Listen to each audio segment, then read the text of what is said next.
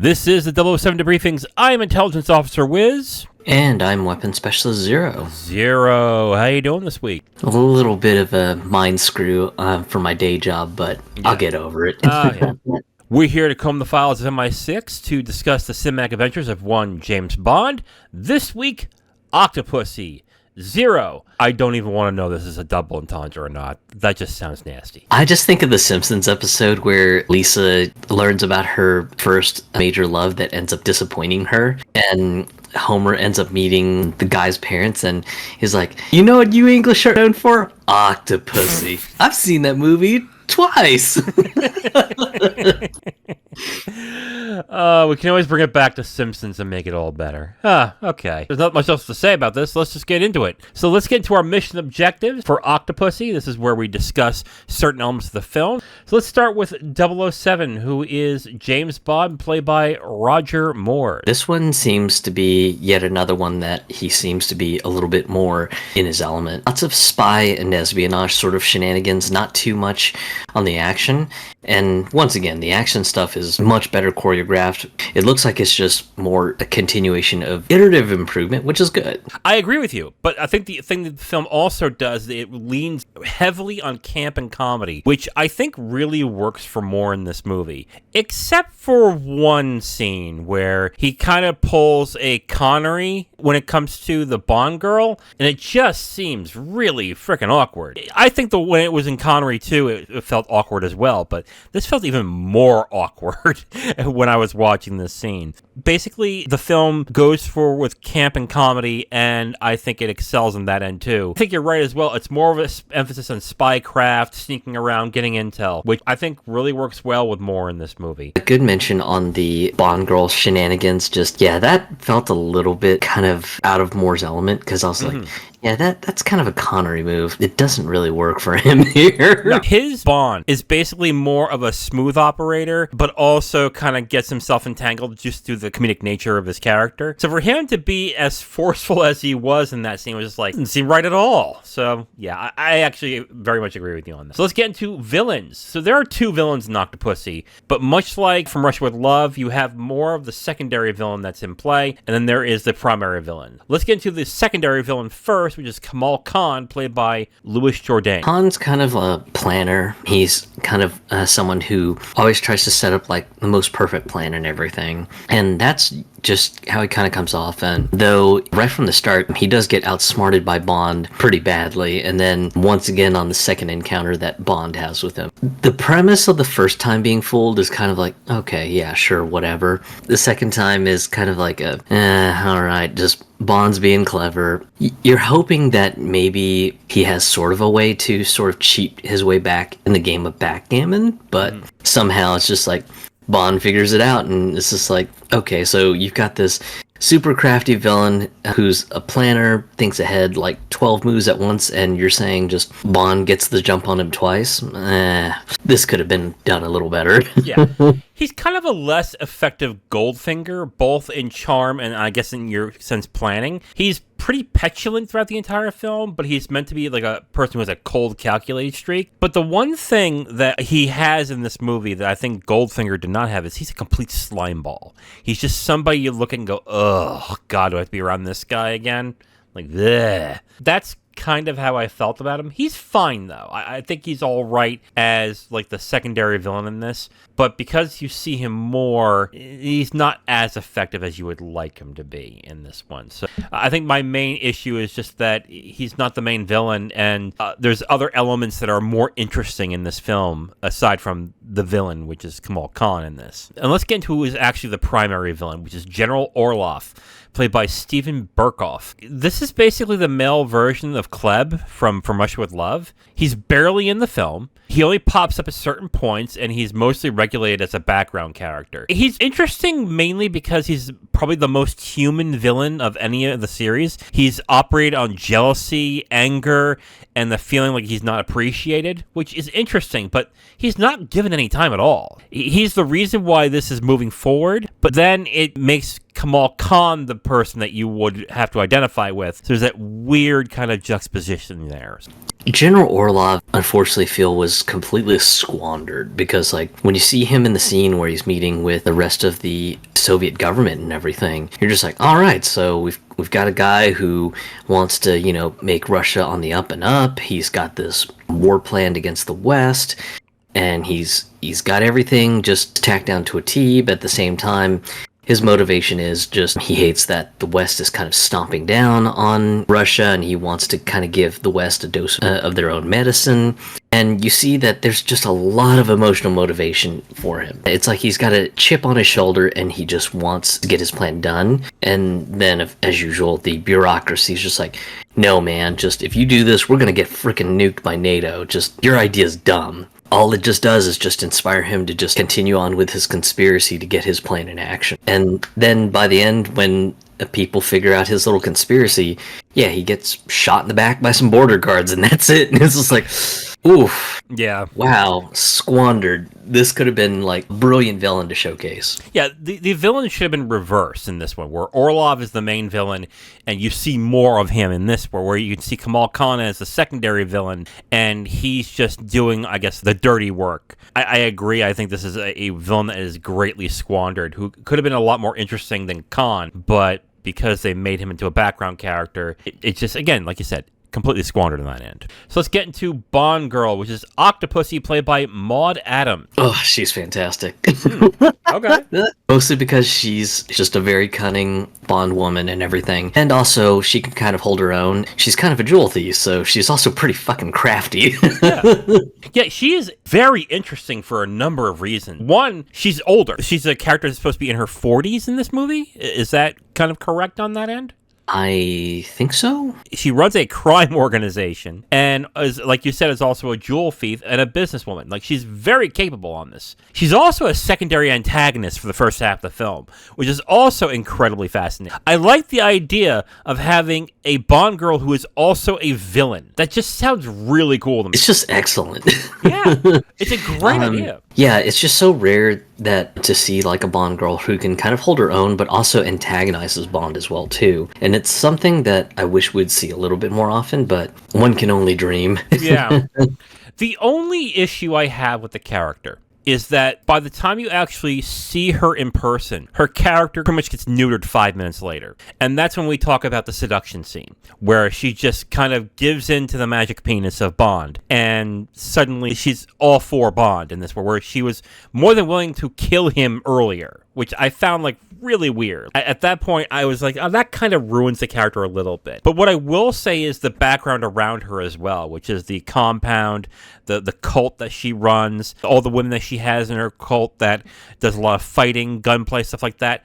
Instantly fascinating. It's something that I would have liked to seen that be spun off into something else. That was the thing that I found instantly fascinating. It's like, wow, you have all these capable women who look incredibly gorgeous and yet are kicking ass. Why not make it into something bigger? It's just, I don't think they did anything else with this. I think for the character of Octopussy, it's a fascinating idea. It works really well. There's that one small issue that I have, but other than that, I think it's great. I agree with you on that. So let's get into spy action. This one is definitely much more heavier on kind of the spy and espionage, especially right in the beginning. You've got like this ring that is involved in making counterfeit Fabergé eggs and Russian crown jewels and stuff like that. Of course, just Bond gets his hand on a counterfeit Fabergé egg, and then they start off with, so, we want to find out who the seller behind this particular Fabergé egg is because it's quite valuable, and it seems to be the same one that this counterfeit is made from. You get to the auction and everything, and then Bond cleverly swaps out the real Fabergé egg for the counterfeit with a sleight of hand trick, and it's just like, shit, here we go. We're already into the espionage stuff, and sleight of hand trick right from the get-go. This is going to be packed with just spy and espionage sort of like shenanigans, and this one delivers it in the spades. I agree with you. I think the best parts of this movie are the spycraft, getting intel from certain things as well. I think the film in that way works really well, especially with how more is with these scenes. I do want to say, though, that the action stunts and scenes are not bad, but this film really went heavy on comedy and camp. And we're talking about ridiculous stunts with the cars that are on their sides, or popping wheelies on a cart. And what do they call those carts in India? Are they tuk-tuks? What are they called? I think it's similar to like a tuk-tuk or something. I'm not 100% sure. I'm not either. But those small cars that they have in those kind of countries, that they have like boosters and they pop wheelies and stuff. It's like, okay, that's a little ridiculous. But I think it works because the film just says, you know what? We're just going to go for it. We're just going to go full bore with the camp and cheese, and we're just going to have fun. And I did enjoy it. Like, I thought it was pretty good in that end. But what I will say is I think I just had your side whistle reaction in this movie. When Bond is going from vine to vine, they have the Tarzan yell, and I'm like, why do that? Yeah, that one was a little awkward. It was like, fucking really? It was kind of like hammering the joke home a little too hard, and I'm like, that wasn't necessary, but okay, fine, whatever. But I agree with you. I enjoyed the action. I really enjoyed the spycraft stuff. The action overall, it's good. I mean, it's not like world-shattering or anything. It's just good. Yeah, it's not like incredible. I guess with Moore and his age at this point and his capabilities, I think it's less and less believable when he does those action stunts. I think one example is on the top of the train. At no point was I buying that at all. I was like, oh my God, he's going to kill himself. What are you doing? The action's fine. I enjoyed it, but I definitely enjoyed the spycraft elements more in this. So I agree with you on that one. Let's get into theme song and opening credits. And the song is All Time High, composed by John Barry. Lyrics by Tim Rice and performed by Rita Coolidge. I thought it was all right. It wasn't bad, but I just thought it was kind of all right.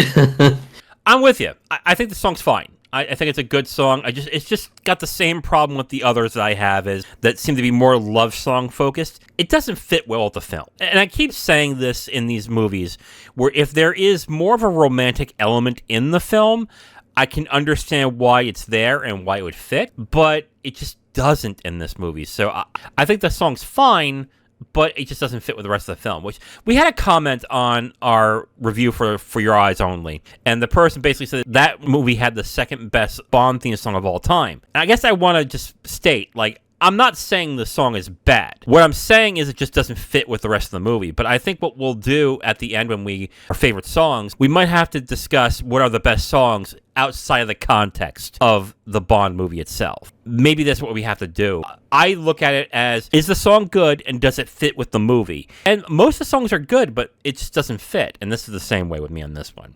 Song seems fine. It just didn't feel like it matched up with the movie. It's not a bad song, just I don't know what it is. It just does not feel like it fits with this movie. No, it really doesn't. But what I will say that does fit is the opening credit sequence. I think that fits really well. And the use of the models and the lights being imposed on the woman's body is definitely evocative of Goldfinger and From Russia with Love. And just the look and the feel of that opening sequence also fits really well with the rest of the movie, because you have these women who are looking seductive and looking sexy, and they're having guns pointed at them, and they're looking at like, yeah, whatever, dude. Which fits really well with the rest of the movie as well, with Octopussy and her cult. So I think the opening credit sequence is really well done in this. The opening sequence stuff, just classy Bond opening.